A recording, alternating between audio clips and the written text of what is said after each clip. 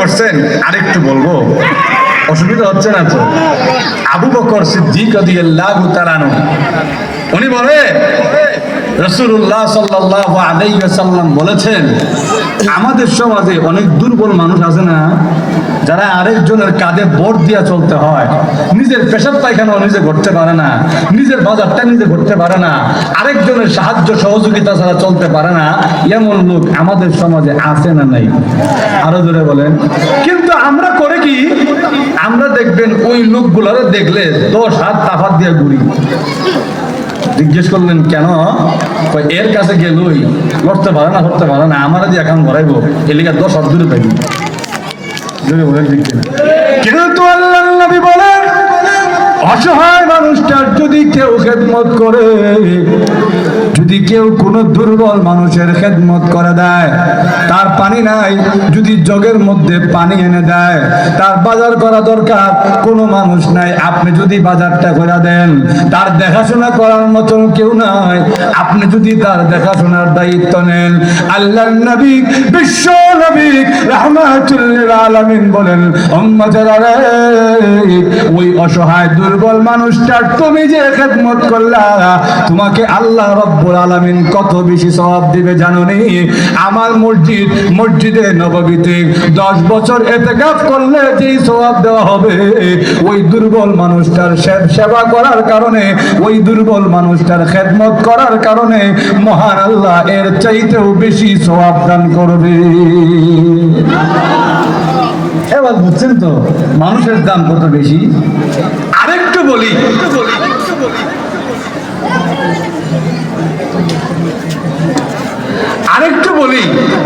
লক্ষ্য করে দেখে কোরআন শরীফে আল্লাহ আদম আলাইহিস সালামের 2 ছেলে, এদিকে লক্ষ্য করেন, কোরআন শরীফে আল্লাহ রাব্বুল আলামিন আদম আলাইহিস সালামের 2 ছেলে হাবিল এবং কাবিল, নাম শুনছেন তো আপনারা? হাবিল কাবিলের নাম শুনছেন তো? হাবিল এবং কাবিলের কথা আনছেন। হাবিল তার ভাই কাবিলকে হত্যা করে ফেলছে। আল্লাহ বলেন, এই যে হত্যা করলো, এই হত্যা করাটা আমি আল্লাহর কাছে পছন্দনীয় হয় নাই, কারণ এই মানুষটা প্রত্যেকটা প্রাণীকে, প্রত্যেকটা মাখলুককে আমি আল্লাহ আমার হাত দিয়া বানাই নাই। কোন বলছি হও কোন, সঙ্গে সঙ্গে তা হয়ে গেছে, কিন্তু মানুষ তোমাদেরকে আমি আল্লাহ খালাকতু বিয়াদাইয়া, আমার কুদরতি 2 হাত দ্বারা সৃষ্টি করছি।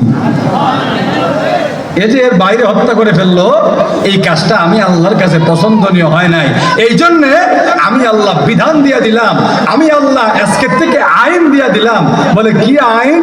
যদি কোনো মানুষ একজন মানুষকে অন্যায়ভাবে নিরপরাধ কোনো মানুষকে হত্যা করলো একজন মানুষকে, কিন্তু আমি আল্লাহর কাছে বিষয়টা এত জঘন্য, আমি আল্লাহর কাছে বিষয়টা এত বড়, আমি আল্লাহর কাছে বিষয়টা এত সাংঘাতিক, কেমন যেন সে হত্যা করছে একজনকে, আমি আল্লাহর কাছে কেমন যেন সে গোটা পৃথিবীর সকল মানুষকে হত্যা করছে। এবার বুঝছেন তো আল্লাহর কাছে মানুষের ইজ্জত সম্মান কত বেশি? ঘুমাই গেছেন আপনারা? বুঝছেন তো? কিন্তু এখন প্রশ্ন হলো, এত ইজ্জত যে আমাদেরকে দিলেন, এত ইজ্জত যে আমরা পাইলাম, ইজ্জত পাওয়ার দাবিদার না, ইজ্জত পাওয়ার যোগ্য নাই? আমাদের চাইতেও আরো যোগ্য দাবিদার অনেক মাখলুক ছিল, এদেরকে আল্লাহ ইজ্জত দেন নাই, আমাকে ইজ্জত দিছেন। এখন এই ইজ্জত ধরে রাখা লাগবে কি লাগবে না? আরো ধরে বলেন। যেই ব্যক্তির ইজ্জত যত বেশি, তার আকাম কুকামে তার দুর্নাম তত বেশি। আমার কথাটা বুঝাইতে পারে? সবির আলী যদি একটা আকাম করেও মানুষ করবো, হে করছে তো গীতা হইছে, কিন্তু সমাজের হাজী সাহেব সম্ভ্রান্ত এক ব্যক্তি যদি সামান্য একটা খারাপ কামও করে, মানুষটা করবো তাই না, আমরা কেমনে করবো? যদি বলেন ঠিক কিনা? উনি তো সম্মানিত মানুষ, উনি কাজটা কেমনে করলো? আল্লাহ বলেন, তোমাদেরকে ইজ্জত দিলাম বেশি, কিন্তু যদি ইজ্জত ধরে না রাখতে পারো, তাহলে কুত্তার চাইতেও তুমি বেশি নিকৃষ্ট হয়ে যাবে। জোরে বলেন ঠিক কিনা? আপনাদের বিশ্বাস হয় না? আমি বলি নাই, আল্লাহ বলছেন। বলবো আয়া? অসুবিধা হচ্ছে? আল্লাহ বলেন, উলাইকা কাল আনআম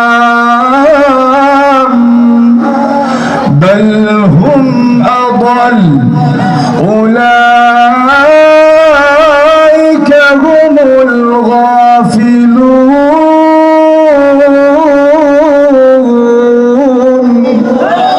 আল্লাহ বলেন যাদের কান আছে এরপরেও আমি আল্লাহ কান দিছি, মানুষ বানাইছি, এরপরেও আমি আল্লাহর কথা শুনে না, যাদেরকে অন্তর দিছি এরপরেও এই অন্তরে আমি আল্লাহরে রাখে নাই, যাদেরকে আকল দিছি আকল দিয়া আমি আল্লাহরে চিনে নাই, এই মানুষগুলারে আমি আল্লাহ আশরাফুল মাখলুকাত বানাইছিলাম কিন্তু ইজ্জত ধরে রাখতে পারে নাই, এই জন্যে আমি আল্লাহর কাছে তারা চতুষ্পদ জন্তুর মতো, শুধু চতুষ্পদ জন্তু না, আল্লাহ পরে গিয়া বলেন বালহুম আদাল, চতুষ্পদ জন্তু না, চতুষ্পদ জন্তুর চাইতেও আরো খারাপ।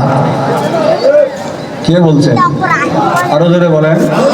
এখন প্রশ্ন হবে হুজুর একটু আগে ফেরেশতার চাইতে ভালো বানায় দিছে, এখন কুকুরের চাইতে খারাপ বানায় দিলেন কেমনে? প্রশ্ন বুঝছেন তো আমার? ফেরেশতার চাইতে খারাপ হয়ে গেলাম কেমনে, এই কুকুরের চাইতে খারাপ হয়ে গেলাম কেমনে? আমি আপনাদের কাছে প্রশ্ন করি, কুকুরকে জাহান্নামের আগুনে যেতে হবে তো? বলেন তো দেখি, আপনারা পারেন কিনা দেখি তো। কুকুরকে জাহান্নামের আগুনে যেতে হবে? কোনো বিড়ালকে যেতে হবে? কোনো মহিষকে যেতে হবে? কিন্তু আমি আপনি যে আশরাফুল মাখলুকাত, আমি আপনাকে জাহান্নামের আগুনে যেতে হবে কি হবে না? যদি খারাপ কাজ করি, গুনাহ করি, কুফরি করি, শিরিক করি, আল্লাহর কথা না মানি, নামাজ না পড়ি, রোজা না রাখি, তাহলে আমার কথা ছিল যাব আমি জান্নাতে, কিন্তু ঘুইরা আমি গেলাম জাহান্নামে। যাওয়ার পথে দেখবে একটা কুকুর জাহান্নামে যায় না, বিড়াল জাহান্নামে যায় না, মহিষ গরু ছাগল জাহান্নামে যায় না, কিন্তু আমি আশরাফুল মাখলুকাত হইয়াও জাহান্নামের দিকে রওনা করলাম। তখন বলবে ইয়া লাইতানি কুনতু তুরাবা, হায় আফসোস আমি কেন মানুষ হইলাম, যদি আমি দুনিয়ার জীবনে কুত্তা হইতাম, দুনিয়ার জীবনে ছাগল হইতাম, কতই না ভালো ছিল। আজকে কিয়ামতের দিন জাহান্নামে যেতে হতো না, মাটির সঙ্গে ধূলিসাৎ হয়ে যেতাম। বলেন তো দেখি, ওই মানুষটার চাইতে কুকুরের জিন্দেগি ভালো না? আরো জোরে বলেন। হযরতে আবু বকর সিদ্দিক রাদিয়াল্লাহু তাআলা আনহু একদিন একটা ছাগলের দিকে তাকাইয়া চোখের পানি ছেড়ে দিয়া কান্দে।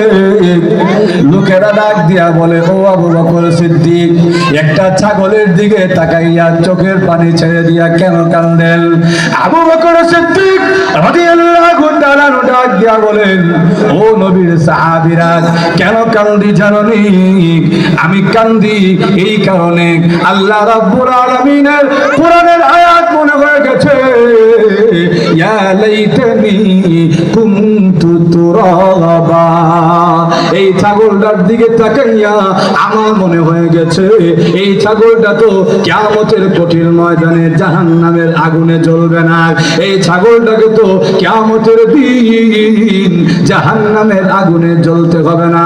কিন্তু আল্লাহ তো আমাকে মানুষ বানাচ্ছে, আল্লাহ তো আমাকে আশরাফুল মাখলুকাত বানাচ্ছে। আমি আল্লাহকে যদি রাজি খুশি না করতে পারি, আমি যদি আমার মহান আল্লাহর কথা মতো জীবন পরিচালনা না করতে পারি, কিয়ামতের দিন এই ছাগলটাকে তো জাহান্নামে যেতে হবে না, আমি আবু বকরকে তো জাহান্নামের আগুনে জ্বলতে হবে।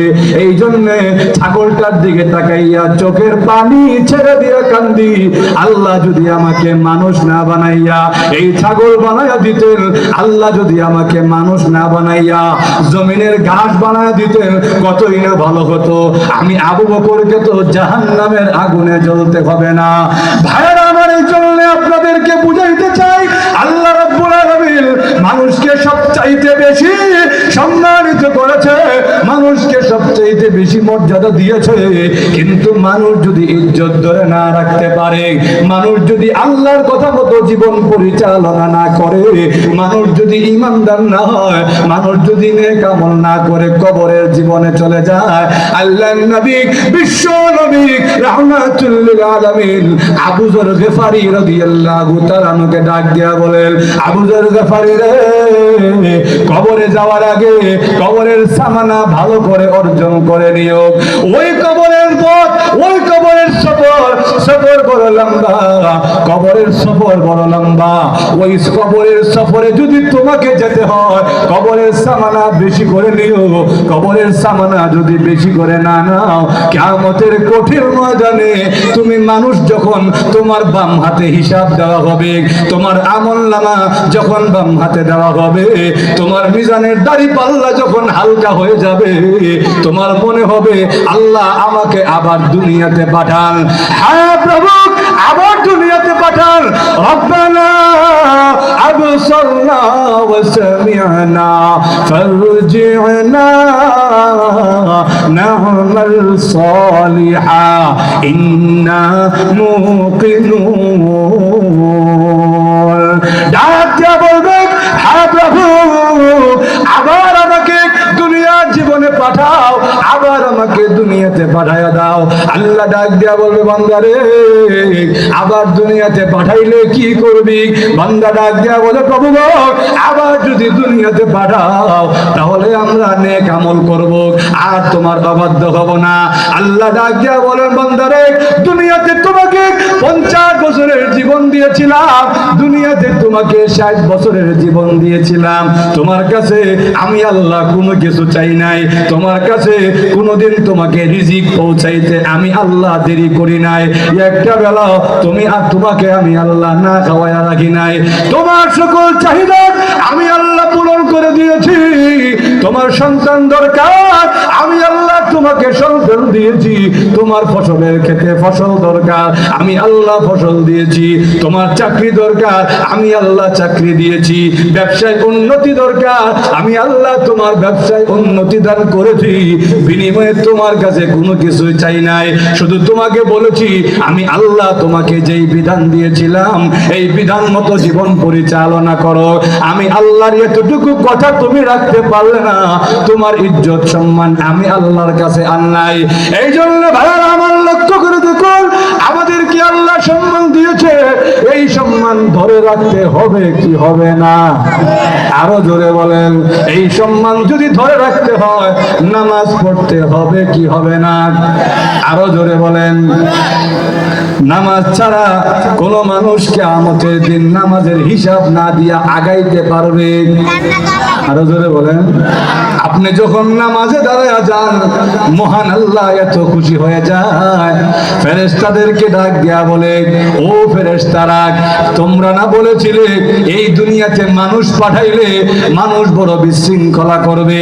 তাকায়া দেখো, মুয়াজ্জিন যখন বলেছে আসসালাতু খায়রুম মিনান নাওম, ঘুম থেকে নামাজ ভালো, আমার বান্দার কানে যেই মাত্র ঢুকেছে, মুয়াজ্জিন আমার আল্লাহর দিকে আহ্বান করে আমার বান্দা তার গায়ের কাঁচা কম্বল দূরে সরাইয়া দিয়েছে, আরামের লেপ তুষক ত্যাগ করেছে, আরামের জাজিম ত্যাগ করেছে, আরামের বিছানা ত্যাগ করেছে, মসজিদের দিকে রওনা করেছে।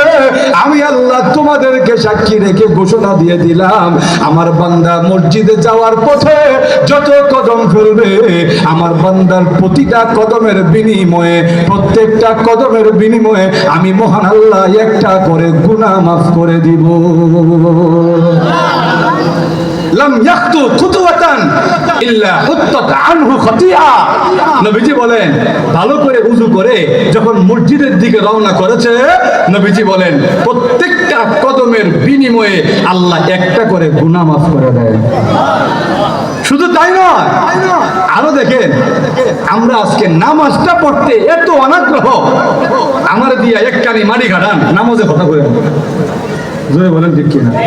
কিন্তু লক্ষ্য করে দেখেন, নবীজি বলেন, আহা, উম্মত যদি বুঝতো নামাজ পড়লে আল্লাহ কত খুশি হয়। নবীজি বলেন, ভালো করে ওযু করে সে মসজিদের দিকে রওনা করলো, নামাজে দাঁড়ায় গেল, আল্লাহু আকবার। নবীজি বলেন, লান তাজালিল মালাইকাতু তুসাল্লি আলাইহি, যতক্ষণ পর্যন্ত সে যায় নামাজে থাকে ততক্ষণ পর্যন্ত ফেরেশতারা তার জন্য রহমতের দোয়া করতে থাকে। শুধু তাই নয়, এখন আপনি বলবেন হুজুর, তাহলে মনে হয় মসজিদ থেকে বের হয়ে গেলে ফেরেশতা দোয়া করে না। রাসূল বলেন, না না, তোমরা হইলা আমি স্পেশাল নবীর স্পেশাল উম্মত। ঘুমায় গেছেন কিনা আল্লাহ জানে। আমরা হইলাম স্পেশাল নবীর স্পেশাল। আরো জোরে বলেন, আল্লাহ তোমাদের জন্য এমন সুযোগ করে দিছে। কেমন সুযোগ? লক্ষ্য করে দেখেন আল্লাহ, এদিকে লক্ষ্য করেন, লক্ষ্য করে দেখেন। নবীজি বলেন, তুমি যখন মসজিদ থেকে বের হয়ে গেলা, জোহরের সময় বের হইছো, তোমার মাথায় আছে আসরের নামাজের জামাত 4:15 আমার যেমনি হোক 4:15 আগে আমারে মুক্ত হয়ে যেতে হবে, 4:15 আমারে আসরের জামাত ধরতে হবে।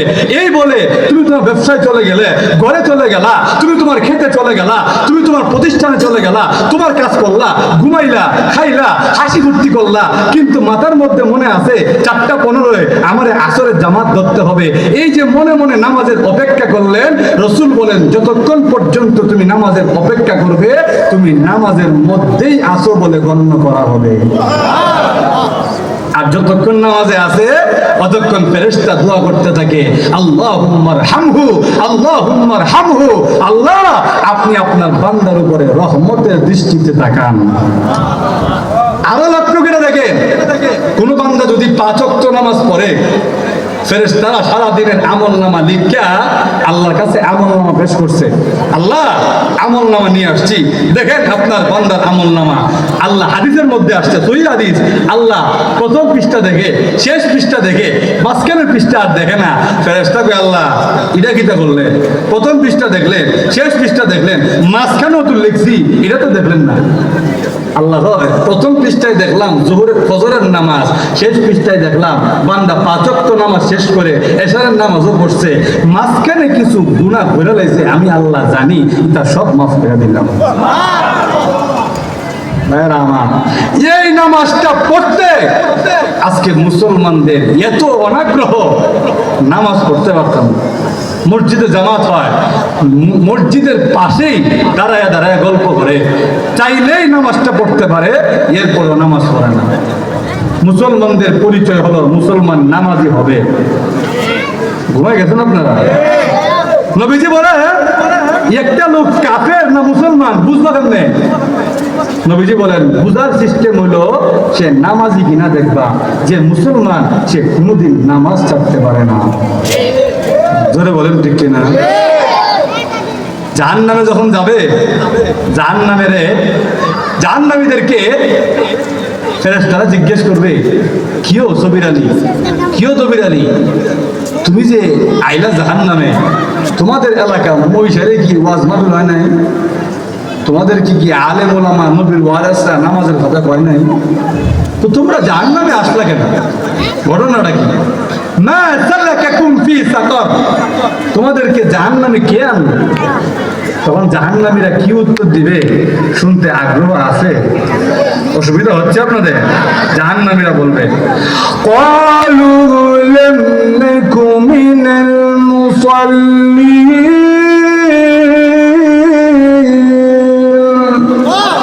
জাহান্নামীরা বলবে, লাম নাকু মিনাল মুসাল্লিন, আমাদের 1 নম্বরের গুণ হইলো আমরা মুসল্লি ছিলাম না, নামাজ পড়তাম না।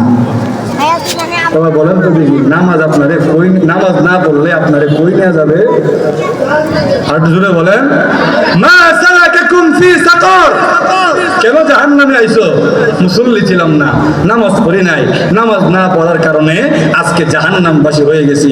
ও মহিষাইরের মুসলমানরা, আপনাদের হাতে ধরি পায়ে ধরে বলি, আর যাই হোক যাই করেন জীবনে, অন্তত নামাজটা ঠিক মতো আদায় করেন। এই নামাজ কিয়ামতের দিন আপনার নাজাতের উসিলা হইতে পারে।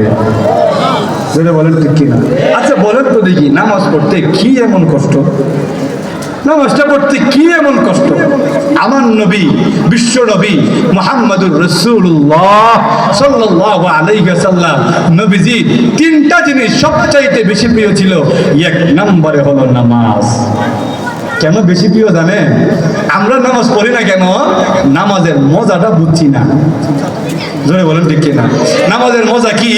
নবীজি বলে, নামাজের মধ্যে যখন তুমি সিজদায় যাও, ওয়া আকরাবু মা ইয়াকুনু বিহিল আবদু আস-সিজদা, নবীজি বলে বান্দা যখন নামাজের মধ্যে সিজদায় চলে যায়, বান্দা আল্লাহর সবচাইতে বেশি কাছে চলে আসে। আরেক হাদিসের মধ্যে নবীজি বলেন, বান্দা যখন সেজদা করে আল্লাহ তার কুদরতি হাত দিয়া বান্দার মাথায় হাত বুলাইয়া দেয়। এই চিন্তা যেই বান্দার মাথায় ঢুকে যাবে, ওই বান্দাকে নামাজ থেকে ফিরানো যাবে না। আমার নামাজে যেতে হবে, আল্লাহর কাছে যেতে হবে, আল্লাহর আমার মাথায় হাত বুলাই দিবে, ওই হাত বুলানো আমাকে পেতে হবে। এই চিন্তা যেই বান্দার মাথায় আসবে, বান্দা যদি ওই সময় সেজদায় গিয়া দোয়া করে, রাসূল বলেন সেজদায় গিয়া সুবহান রাব্বিয়াল আলা 3 বার পড়বা, পড়ার পরে আল্লাহর কাছে দোয়া করবা, তোমার দোয়া আল্লাহ কোনোদিন ফিরাইয়া দিবে না। সুবহানাল্লাহ। নবীজি সেজদায় গিয়া বেশি বেশি দোয়া করতেন। ওই দোয়া আমরা করি না, দোয়ার মর্ম বুঝি না, দোয়া যে করতে হয় এটাও জানি না, এই জন্য নামাজের প্রতি আগ্রহ নাই। ইমাম সাহেব পরে আমি দাঁড়ায় থাকি, বৈশা বৈশা বাজারের হিসাব করি, বৈশা বৈশা আজকে কার কার খেলা হইতাছে, কেটা কত রান করবো এটা হিসাব করি, আজকে বাড়ির মধ্যে কিতা হইতাছে, কিতা সামনে হইব এটা হিসাব করি, পরীক্ষা দিছি রেজাল্টটা কিতা হইতে পারে, পাস করবো না ফেল করবো, এটা সব নামাজের মধ্যে হিসাব করে। এটা হিসাব ঢুকায় দেয় কেডা? আরো জনে বলে মিস্টার ইবলিস বলেন, আমি ছাড়তাম না। তুমি যতই আল্লাহর দিকে যাওয়ার চেষ্টা করো, আমি তোমার ছাড়তাম না। কেমনে জন্য নামাজের মধ্যে মাঝখানে ঢুকে বিজ্ঞা যত আজে বাজে চিন্তা আছে, আল্লাহ বলেন খুশু খুশুর সহিত যদি তুমি নামাজ না পড়ো, তোমার ভিতরে যদি এই ভয় না থাকে যে আমি যে নামাজ পড়তেছি ফাইন্নাহু ইয়ারাক, আমার আল্লাহ আমাকে দেখতেছে, এই চিন্তা যদি তোমার ভিতরে না থাকে, তোমার নামাজের মধ্যে মনোযোগ থাকবে না। বলেন ঠিক কিনা? ভাইরা আমার, কথা বলতে বলতে নামাজের মধ্যে চলে আসছি। যেই কথাটা বলতেছিলাম, কিয়ামতের দিন আমাদেরকে জান্নাতে যেতে হবে, যেই কোনো উপায়ে আমাদের ইজ্জত আমাদেরকে ধরে রাখতে হবে। আর না হলে গরু আমাদেরকে দেখে তাচ্ছিল্য করবে, কুকুর আমাকে দেখে তাচ্ছিল্য করবে। কিও দুনিয়াতে তুমি না আশরাফুল মাখলুকাত আসলা, তো এখন দেখি তুমি জাহান্নামে যাও, তো কি আশরাফুল মাখলুকাত হইলা? এই তাচ্ছিল্য কুকুর আমাকে দেখে করবে, বিড়াল আমাকে দেখে করবে। ভাইরা আমার, আমাকে যেই কোনো মূল্যে আমার আসল বাড়ি জান্নাতে যেতে হবে কি হবে না? আরো জোরে বলেন, আমাদের আসল বাড়ি কোনটা? আরো জোরে বলেন না। আল্লাহ নিজে বলছেন, বলবো? অসুবিধা হচ্ছে না তো? আল্লাহ বলেন উলাইকা হুমুল ওয়ারিসুন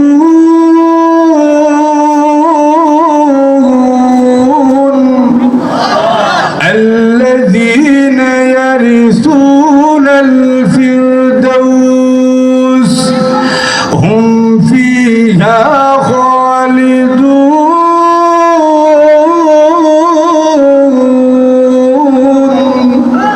আল্লাহ বলেন তোমরা হলে জান্নাতের ওয়ারিস। ওয়ারিস কেমনে? ওয়ারিস তখনই হয় যখন বাপের থেকে কোনো কিছু পায়। আমি যখন আমার বাপের কোনো কিছু পাইলাম, তখন এই সম্পদটারে বলবে মিরাসের সম্পদ, আর আমি হইলাম আমার বাপের ওয়ারিস। জোরে বলেন ঠিক কিনা? তো আল্লাহ আমাদেরকে বললেন তোমরা হইলা জান্নাতুল ফিরদাউসের ওয়ারিস। এতে বুঝলাম জান্নাত আমাদের বাপ কাল্লা বাড়ি। জোরে বলেন ঠিক কিনা? তাহলে আমাদের সেই বাবাকে জোরে বলেন না, আদম আলাইহিস সালাম। আল্লাহ বলেন আদম আলাইহিস সালামকে বানাইছিলাম দুনিয়াতে পাঠানোর জন্য, ডাইরেক্ট দুনিয়াতে না পাঠাইয়া আগে জান্নাতে রাখিয়া এরপর দুনিয়াতে পাঠাইছি। কেন? তোমাদেরকে তোমাদের বাপ কাল্লা বাড়ি রাসিনায় আনছি। জোরে বলেন ঠিক কিনা? দুনিয়ার সফর শেষ করে আবার যদি জান্নাতে যেতে পারো, তাহলে তোমার এই দুনিয়াবী জীবন সফল। আর না হলে তোমার এই জীবনের আমি আল্লাহর কাছে কোনো দাম নাই। জোরে বলেন ঠিক কিনা? দুনিয়ার জীবনে যদি আল্লাহকে রাজি খুশি করা যায়, দুনিয়ার জীবনে যদি ঈমানের যত্ন নেওয়া যায়, দুনিয়ার জীবনে যদি নেক আমলের প্রতি যত্নবান হওয়া যায়, দুনিয়ার মানুষের কাছে দাম না থাকতে পারে, আল্লাহর কাছে দাম বেড়ে যাবে। আমাদের সমাজে অনেক মানুষ আছে না, শ্রমিকের কাজ করে, রাজমিস্ত্রির কাজ করে, জুগালির কাজ করে, ময়লার গাড়ি টানে। এই লোকগুলা এদের সমাজে দাম দেয় না। শরীর থেকে দুর্গন্ধ আসে, গামের দুর্গন্ধ আসে, এই লোকগুলার কোনো দাম নাই। কিন্তু নবীজি বলেন এদের দাম আছে। একটা সিস্টেম, যদি ঈমান আর নেক আমল রাখতে পারে, এদের দাম আল্লাহর কাছে ফেরেশতার চাইতেও বেশি। কেমন দাম? রাসূল বলেন লা তাকু তাকুমুস সাআতু হাত্তা লা ইউকালা ফিল আরদি আল্লাহু আল্লাহ। রাসূল বলেন ওই লোকগুলার তোমাদের কাছে কোনো দাম নাই, কিন্তু ওই লোকগুলা যদি নিজের ঈমান ঠিক রাখে, নিজের আমল ঠিক রাখে, ওই লোকগুলার আল্লাহর কাছে এত দাম, এত সম্মান, ওই লোকগুলার মহান আল্লাহর কাছে এত দাম বেড়ে যায়। ওই একটা লোক যতদিন পর্যন্ত পৃথিবীতে থাকবে, ওই একটা লোকের ইজ্জতে মহান আল্লাহ তাআলা আসমান আর জমিন ধ্বংস করবেন না। ওই একটা লোকের ইজ্জতে আল্লাহ সব রেখা হইবেন। লক্ষ্য করে দেখেন, নবীজির সাহাবী হযরতে বিলাল রাদিয়াল্লাহু তাআলা নাম শুনছেন না? নাম শুনছেন না? উনি দেখতে কিন্তু সুন্দর ছিলেন না, কুচকুচে কালো ছিলেন। বাড়িও এই দেশে না, আরেক দেশ থেকে আসছে। উনার মালিক উমাইয়া ইবনে খালফ উনার গলার মধ্যে বেড়ি পড়াইয়া মক্কার বাচ্চাদের হাতে তুলে দিছে, এটারে হেসরা লয়া যা। মক্কার শিশু ছোট ছোট বাচ্চারা এরা ওনাকে টেনে হেঁচড়ে উত্তপ্ত মরুভূমির বালুতে নিয়ে গেছে। ওই মরুভূমির বালু কেমন ছিল, নবীজির বুখারী শরীফের হাদিসের মধ্যে আসছে, ওই উত্তপ্ত বালু এমন ছিল, যদি ওই বালুতে একটা গোশতের টুকরা রাখা হতো সঙ্গে সঙ্গে তা সিদ্ধ হয়ে যেত। ওই উত্তপ্ত বালুতে ওনাকে শুয়ে দিছে, নড়াচড়া করা আরম্ভ করছে। নড়াচড়া যেন না করতে পারে, বুকের উপর ভারী পাথর বসায় দিয়েছে আর চাবুক দিয়ে আঘাত করে উনি বলে আল্লাহু আহাদ, আমার আল্লাহ এক, কোনো শরীক নাই। লক্ষ্য করে দেখেন এই লোকটাকে দুনিয়ায় কোনো ইজ্জত দিছে? আরো ধরে বলেন, আরেকজনের গোলাম প্রতিনিয়ত মারে। কিন্তু আল্লাহর নবী, বিশ্ব নবী রাহমাতুল লিল আলামিন ডাক দিয়া বলেন, বিলাল রে, দুনিয়ার জীবনে তোমাকে কোনো ইজ্জত দেয় না, তোমাকে কোনো সম্মান দিতে চায় না, তুমি আরেকজনের গোলাম, তোমাকে কোনো দাম দেয় না, সম্মান দেয় না। তুমি দেখতে কালো, তোমার কাছে ধন সম্পদ নয়, তোমার কাছে চেয়ার পদ পদবি নাই, তুমি বিলালের দুনিয়াতে ইজ্জত পাওয়ার মতন কোনো যোগ্যতা নাই। কিন্তু বিলাল রে, মহান আল্লাহর কাছে তোমার কত ইজ্জত জানো নি? আমি নবী যখন মেরাজের রজনীতে ভ্রমণে গেলাম, জান্নাতের বাহিরে গিয়ে দেখি জান্নাতের ভিতরে কার যেন পায়ের জুতার আওয়াজ শোনা যায়। জিবরাইলকে ডাক দিয়ে বললাম, জিবরাইল, আপনারা বলেছিলেন আমি বিশ্ব নবীর আগে কেউ জান্নাতে প্রবেশ করতে পারবে না, ফাল জান্নাতু লা ইয়াদখুলুহা ক্বাবলা মুহাম্মদ, জান্নাতে নবীজির আগে কেউ প্রবেশ করতে পারবে না। আপনারা বলেছিলেন আল্লাহ আমাকে দিয়া জান্নাত উদ্বোধন করাবেন, এখন দেখি জান্নাতের ভিতরে কার যেন পায়ের জুতার আওয়াজ শোনা যায়। জিবরাইল ডাক দিয়ে বলে, হুজুর, ওই পায়ের জুতার আওয়াজ যে শোনা যায়, এই জুতার আওয়াজ কেউ জান্নাতের ভিতরে হাঁটে না। এই জুতার আওয়াজ কার জানেননি গো? এই জুতার আওয়াজ হলো আপনার কালো সাহাবী বিলালের। বিলালের এত ইজ্জত আর এত সম্মান, বিলাল হাঁটে মদিনার অলিগলিতে, বিলালের পায়ের জুতার আওয়াজ শোনা যায় জান্নাতে। শুধু তাই না, আল্লাহর নবী, বিশ্ব নবী রাহমাতুল লিল আলামিন ডাক দিয়া বলেন, বিলাল, তোমার কত ইজ্জত আর কত সম্মান কিয়ামতের কঠিন ময়দানে আল্লাহ জানায়া দিয়েছেন, ওয়া কুল্লুহুম আতিহি ইয়াউমাল কিয়ামাতি ফারদা, কিয়ামতের কঠিন ময়দানে প্রত্যেকটা মানুষ কবর থেকে পায়ে হেঁটে হেঁটে একা একা আমি আল্লাহর সামনে এসে দাঁড়াবে। একা আসবে, কোনো মা থাকবে না, বাবা থাকবে না, ভাই বোন থাকবে না, কোনো বংশ পরিচয় থাকবে না, উলঙ্গ অবস্থায়, নগ্ন পদ অবস্থায়, পায়ের মধ্যে কোনো জুতা থাকবে না, উলঙ্গ অবস্থায় আল্লাহর সামনে হাজির হবে। কিন্তু নবীজি বলেন, ও বিলাল, তোমার কত ইজ্জত জানো নি? তুমি বিলাল কিন্তু পায়ে হেঁটে হেঁটে আসবে না, ফি নাকাতিন ইয়াকুতাতিন হামরা, তোমার জন্য লাল রঙের একটা ইয়াকুত পাথরের তৈরি উটনি তৈরি করা হবে, আর তুমি কালো বিলালকে ডাকা হবে ওই উটনিতে আরোহণ করার জন্য। তুমি কালো বিলাল ওই উটনিতে আরোহণ করে কিয়ামতের কঠিন ময়দানে হাসরের মাঠে উপস্থিত হবে। আল্লাহ বলবেন, বিলাল দুনিয়ায় ছিলে মুআজ্জিনুর রাসূল, আমার নবীর মুআজ্জিন, আজকে হয়ে গেলে আমি আল্লাহর মুআজ্জিন। আযান দিয়ে শোনো। বিলাল রাদিয়াল্লাহু তাআলা আযান দেওয়া আরম্ভ করবে, যেই মাত্র বলবে আশহাদু আল্লা ইলাহা ইল্লাল্লাহ, আমি সাক্ষ্য দিচ্ছি আল্লাহ ছাড়া কোনো ইলাহ নাই। ওই দিন ফেরাউন, নমরুদ, হামান, কারুন, আবু জাহেল, আবু লাহাব, উতবা, শাইবা, ওয়ালিদ ইবনে মুগীরা, উমাইয়া ইবনে খালদ, বর্তমানের নরেন্দ্র মোদি, পাগল ট্রাম্প, নেতানিয়াহু সহ সবাই বলতে থাকবে সাদাকতা ইয়া বিলাল, তুমি যা বলছো সব সত্য বলছো, সন্দেহ নাই। দুনিয়াতে দাম নাই, কিন্তু সম্পর্ক রাখছে কার সাথে? আরো জোরে বলে, মার খাইছে, জীবন দেওয়ার জন্য রেডি, আল্লাহরে ছাড়তে পারবো না। আল্লাহ বলেন, আমারে যখন ধরছো ইজ্জত দিব আমি স্বয়ং আল্লাহ। জোরে বলেন ঠিক কিনা? লক্ষ্য করে দেখেন, আমরা দুনিয়ারে মহব্বত করি। দুনিয়া জিন্দা না মুর্দা? আপনাদের কি ধারণা? এই দুনিয়া আজকে আছে, একদিন এমন আসবে দুনিয়া থাকবে না। আপনাদের বিশ্বাস হয় না? আল্লাহ বলছেন, কুল্লু মান আলাইহা ফান ওয়া ইয়াবকা ওয়াজহু রাব্বিকা যুল জালালি ওয়াল ইকরাম।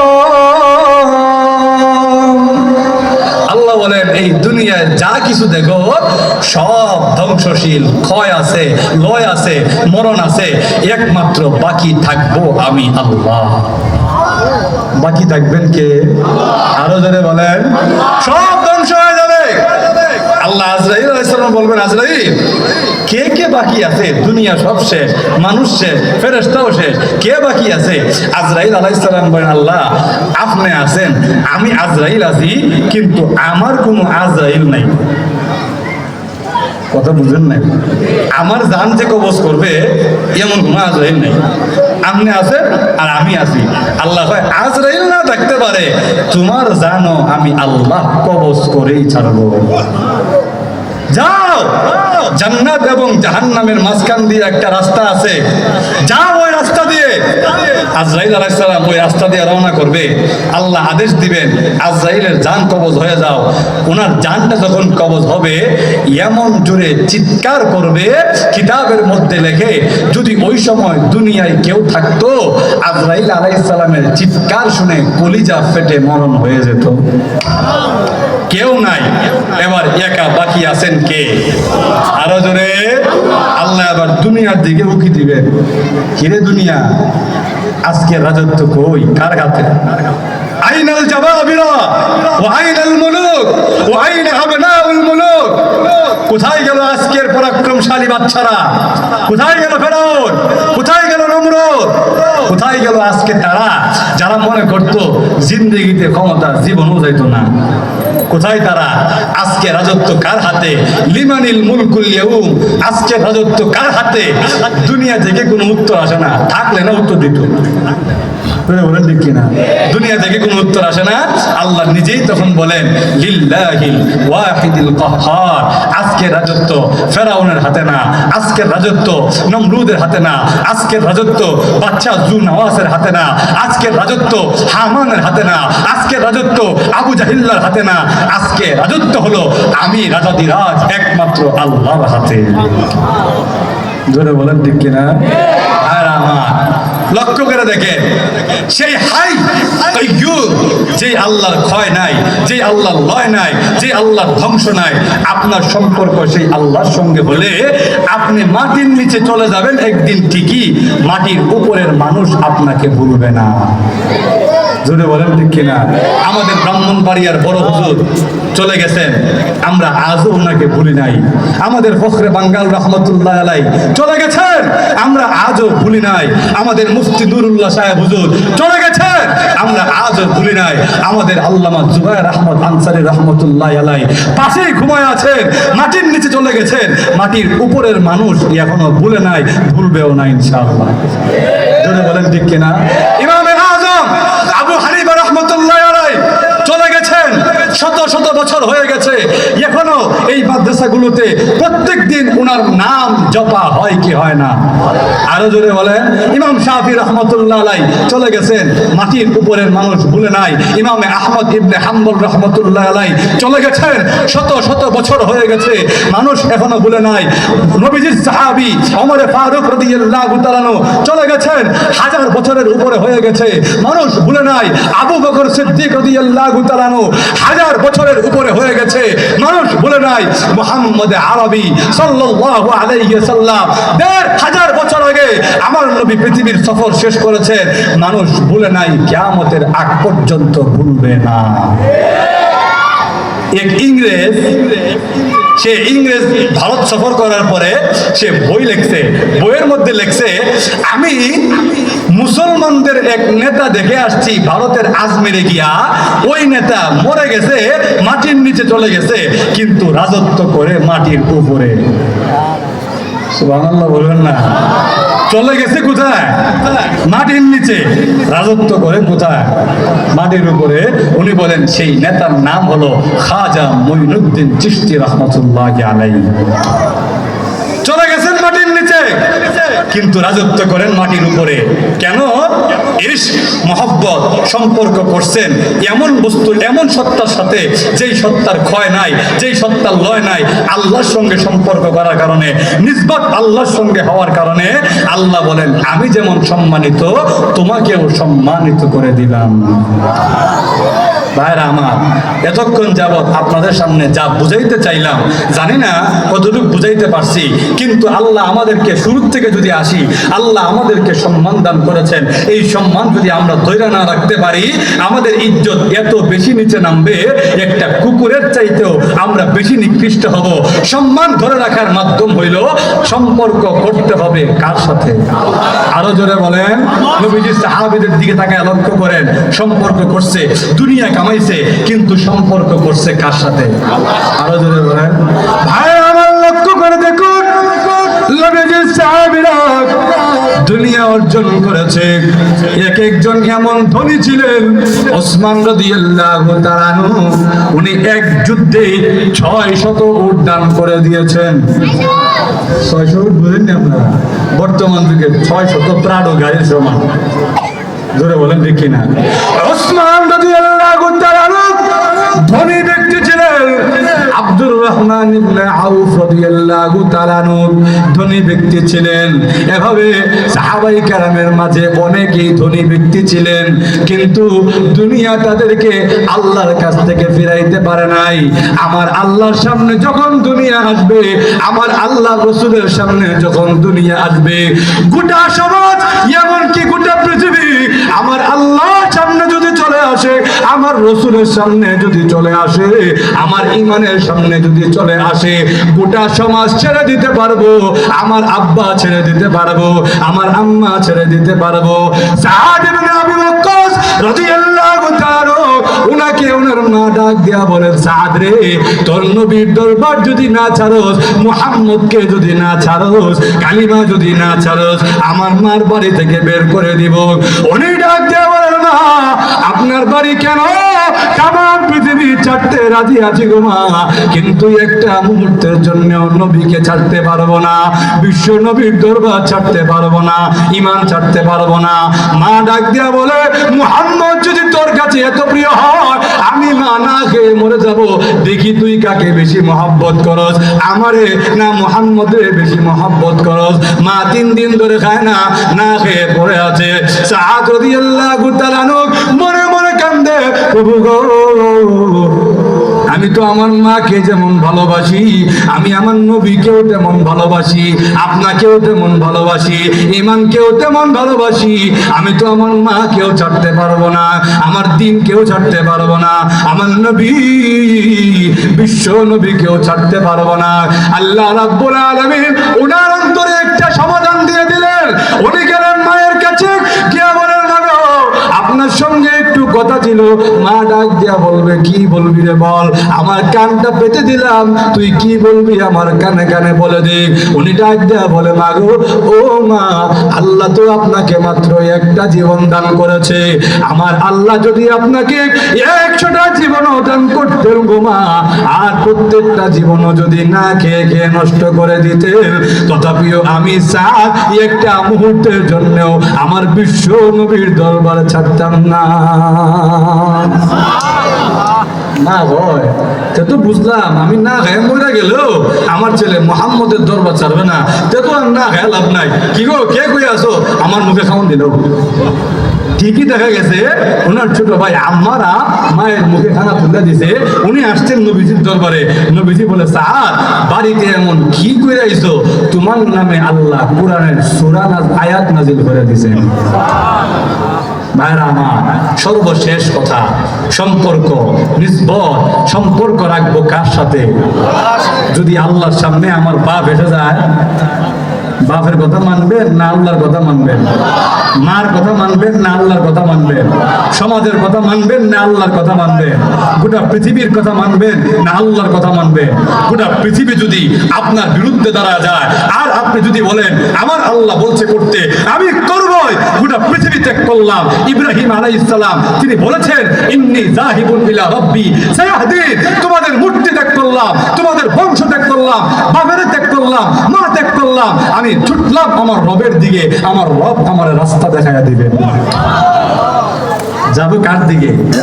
আরো জোরে বলেন, ইন্নী যাহিবুন ইলা রাব্বি, আমি ছুটলাম আমার রবের দিকে, আমার রব আমাকে রাস্তা দেখাইয়া দিবে।